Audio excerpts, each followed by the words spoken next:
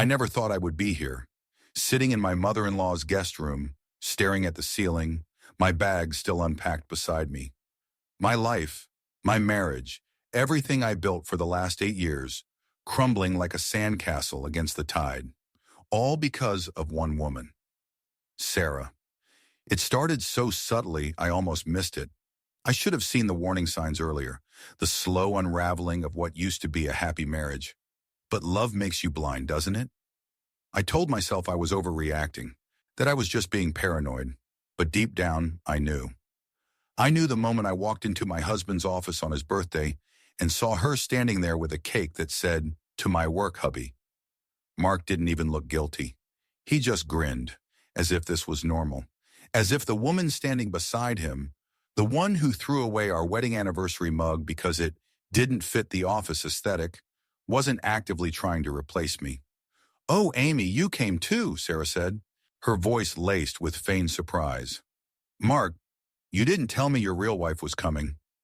She said it like it was a joke, like I was some kind of visitor in my own husband's life. Mark chuckled. Actually chuckled, like this was funny, like my heart wasn't slamming against my ribs so hard it hurt. I forced a smile, my hands tightening around the takeout bag I had picked up on my way there. "Well, it is his birthday. I figured a surprise lunch would be nice." Sarah placed a hand on Mark's shoulder, her fingers lingering just a little too long. "That's sweet, but we already have plans, don't we, Mark?" He hesitated. It was small, but I caught it. He looked between us, as if realizing too late that this didn't look good. "Amy, Sarah just wanted to do something nice for the team. It's just a small thing. No big deal." No big deal. I swallowed the lump in my throat and nodded. Right, no big deal. But it was. It was a very big deal. Because this wasn't about a cake. It wasn't about an inside joke. It wasn't even about the fact that Sarah had somehow convinced my husband to change his coffee order, to redecorate his entire office, to turn down a promotion that would have moved him away from her. This was about a woman who had spent the last 3 years slowly, methodically, inserting herself into my marriage. And Mark, my husband, he let her. Sakashuri. I left the office that day feeling like a ghost, like I had just witnessed something I wasn't supposed to see.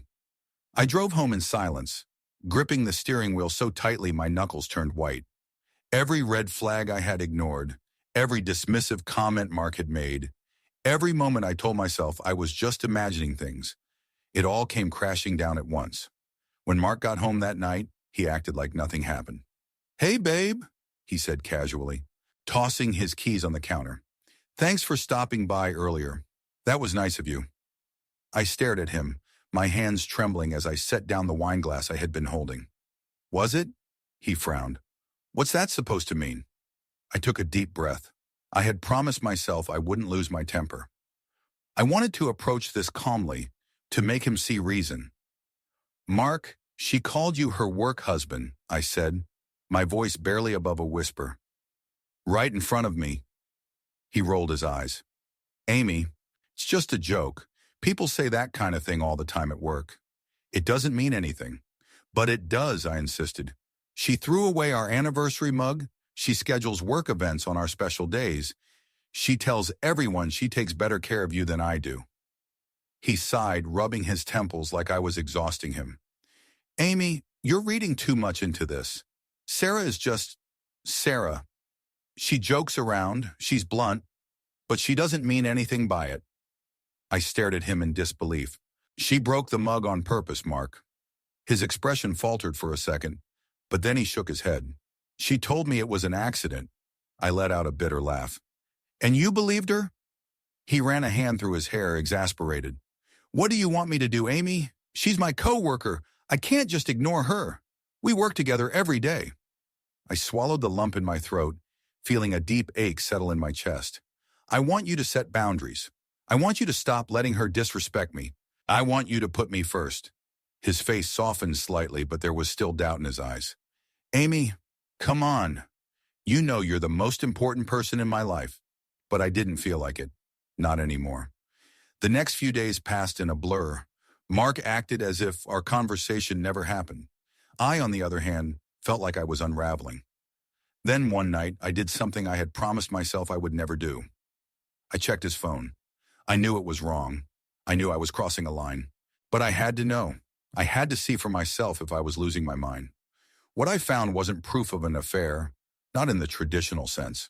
There were no love confessions, no illicit photos, nothing explicitly inappropriate.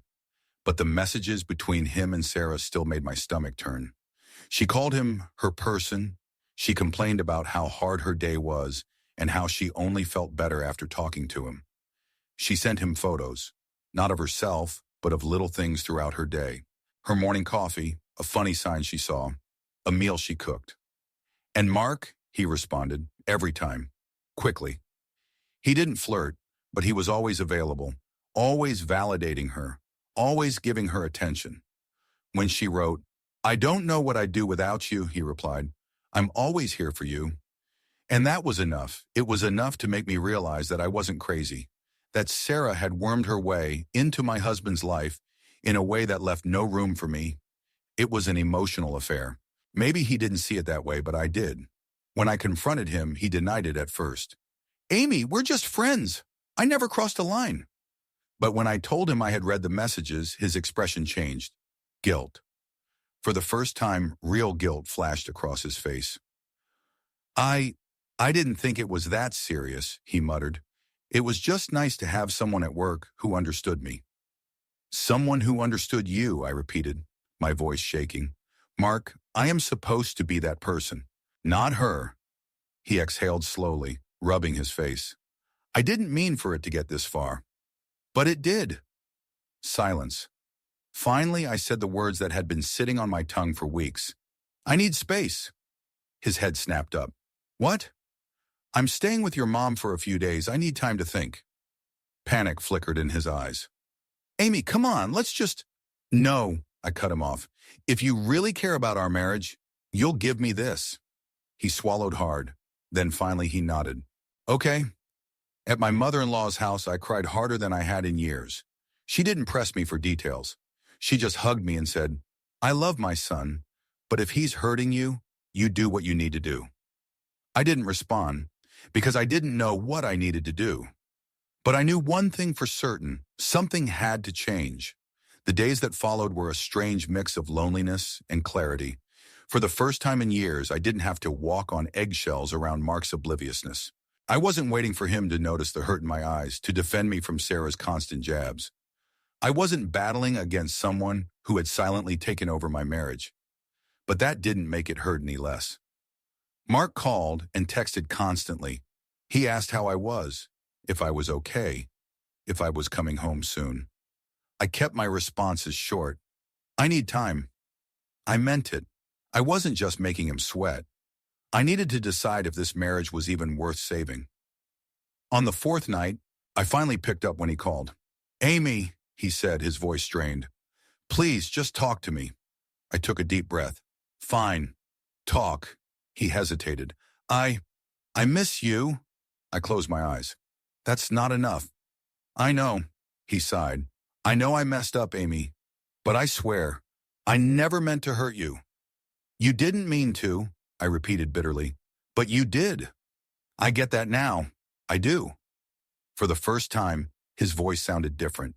Not defensive, not dismissive, just regretful. "I talked to my mom," he admitted. "That surprised me." "What?" "After you left, I called her. She told me I needed to stop making excuses and actually listen to you." He exhaled shakily. "So I did. I reread all my messages with Sarah. Every single one. And I realized something." I stayed silent, waiting. "I liked the attention," he admitted. "I liked feeling important. She made me feel admired. And I let that blind me to what was really happening." His words stung, but they were honest. "I let Sarah push boundaries that should have never been crossed," he continued. "I let her disrespect you. I let her get in my head, make me think you were overreacting, and I was too selfish to stop it." Tears burned at the back of my eyes. "Amy," his voice broke slightly, "I don't want to lose you." The next day, I agreed to meet him. We sat in a quiet cafe, the weight of everything between us like a solid wall. So what now? I asked, stirring my coffee. Mark straightened his back, like he was bracing himself. I'm transferring teams. I blinked. What? I already put in the request. I'll be working in a different department, away from Sarah. He hesitated. And I blocked her. I searched his face for any sign of doubt, any hesitation. Just like that. Not just like that, he admitted. She called me after I stopped answering her texts.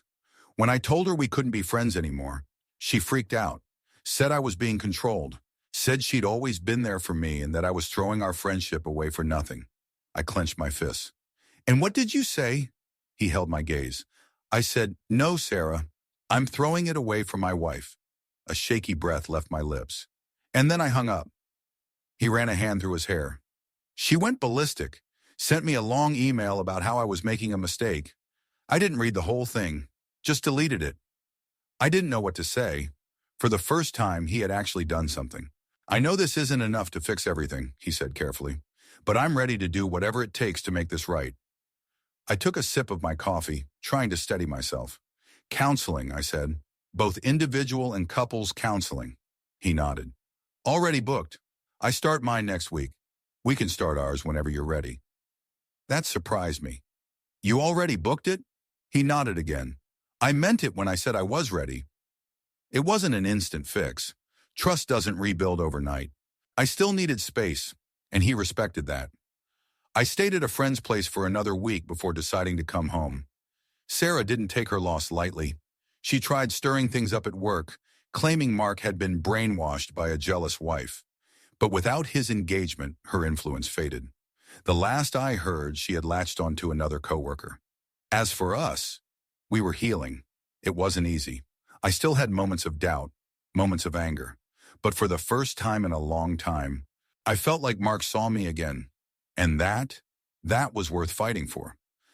I wish I could say everything went back to normal, that Mark and I healed completely, that trust was instantly restored. But life isn't that simple.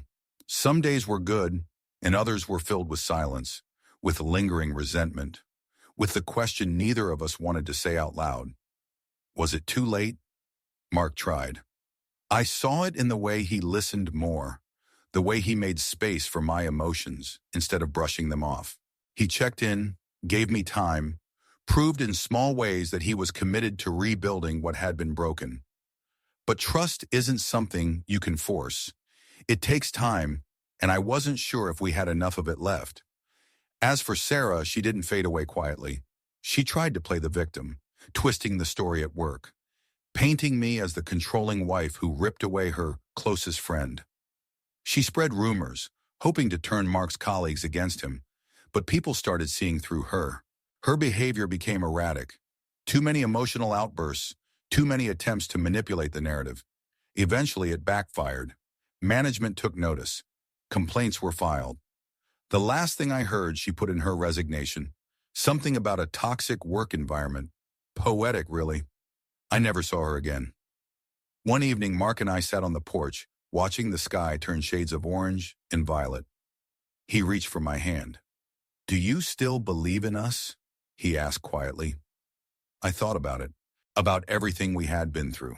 The hurt, the betrayal, the effort he was making to undo the damage. I wasn't sure if we could ever go back to how things were before. But maybe that wasn't the goal. Maybe the goal was to find something new, something better. I don't know, I admitted, but I want to try. He nodded, squeezing my hand. Then that's enough for me. Maybe we'd make it. Maybe we wouldn't. But for now, we were still standing, still trying. And maybe, just maybe, that was enough. This experience taught me a lot about boundaries, about self-respect, about how sometimes love alone isn't enough. There has to be action, accountability, and real change. To anyone reading this, if you ever feel like you're being sidelined in your own relationship, if someone else is making you question your worth, don't stay silent. You deserve to be heard, to be valued, to be someone's first choice. What do you think? Do you believe emotional affairs are as damaging as physical ones? Have you ever dealt with a situation like this? Let me know in the comments. Let's talk.